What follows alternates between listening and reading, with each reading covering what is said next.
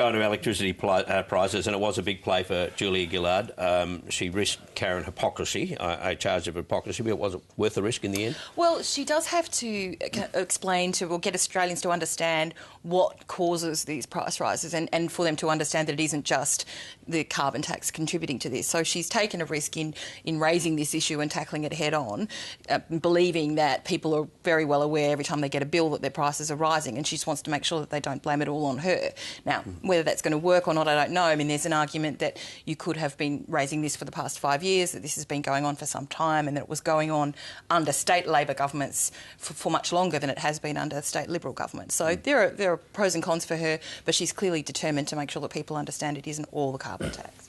And I guess that one figure comes through, or has come through in the reporting, the 48%, 48% of the increases over the last 4 years were due to essentially state government activity, and now the 10% comes in on the top of that.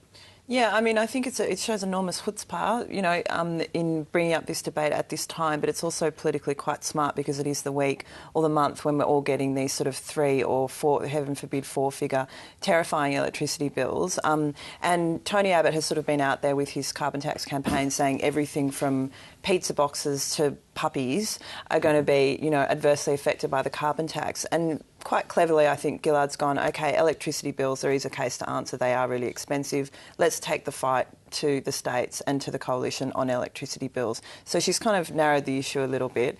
And there is a valid argument there, but it's very, very politically convenient because, you know, because of the timing.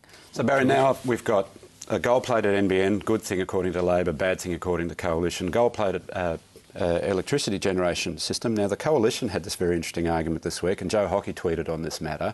Once Julia Gillard started ripping into the states, he said, hang on, what's she saying? We shouldn't be investing in electricity. So apparently the last 48% in price rises were actually good price rises, according to the Coalition, but the next 10%, the carbon tax, that's the wrecking ball. Please get your lines right on these people. Yeah. And the premiers too, I mean, that they said, you know, you've got to be joking, but then the sort of debate changed and they said, but on the other hand, we've been thinking about this for a long time. Have a look at this.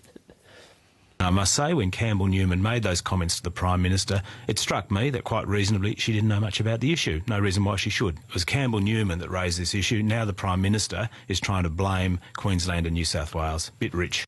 I'm a bit sort of nonplussed by what the Prime Minister said yesterday. If we go back to the COAG meetings that I have attended this year, I have, on both occasions, raised my concerns about rising electricity prices.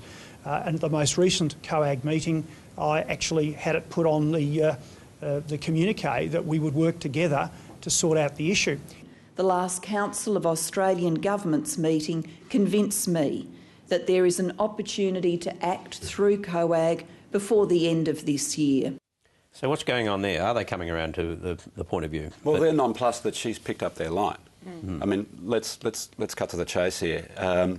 Campbell Newman is a new premier, so he's sitting on a bunch of electricity price rises that he's inherited from Beattie and especially Anna Bligh, and he knows that this thing is going to be a problem in the next 3 years for his government because this thing is locked in. He's actually grasped this a lot quicker than Julia Gillard did. Mentions in the room, Julia Gillard probably gets a briefing note from a staffer, and the staffer says, "Oh, by the way, this thing is crazy. It's out of control." Ross Garner's been trying to build the cat on this for a while. Not just him. I mean, the Greens, to be fair, have also raised this. They've raised the issue of peak electricity and trying to alleviate the problem with peak periods, and they've called for an inquiry into this. And the electricity regulated themselves. I mean, everybody basically, except for Julia Gillard, seems to have been aware of this issue for quite some time. But now that she's on the page with everybody else, of course, the Coalition can't cooperate with her because the government can't function, because the precondition for an Abbott government is that the parliament doesn't work for 3 years and the federal-state relationship also doesn't work. So they're suddenly taking the contrary position they took into COAG.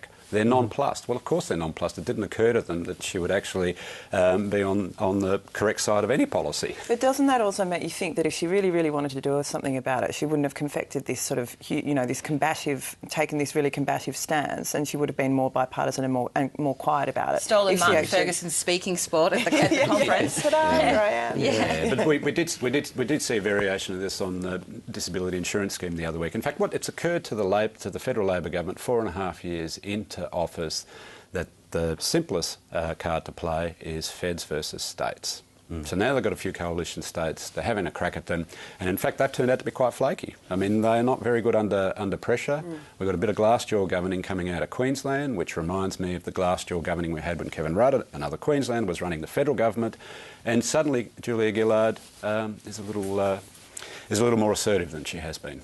The fact that a quarter of the charges that consumers pay are to meet peak demands for 1 or 2 days of the year. Do you think people were conscious of that? And would they give up, say, $250 a year and deal with that when it hits? Well, that's one of the arguments Julia Gillard's making, that if you can see more clearly on your bill, or if you have a smart meter that can show you when peak periods are, you can help to avoid them, which will alleviate this problem and mean that you don't need the extra infrastructure. And I think that's the difference between those gold-plated arguments on the NBN and this. With the NBN, the argument the government's making is that they need the gold-plated version, that's essential. Otherwise it doesn't work. But the argument here is that the gold plating is unnecessary, that we're spending money on infrastructure that really isn't needed. They keep using these roads analogies, bridges and roads, but they're suggesting, yes, that the equivalent of only using it one weekend a year. Well, let's have a listen to Tony Abbott's attitude on this, because he's still maintaining the line that most of what we've been talking about is rubbish anyway. Here he is.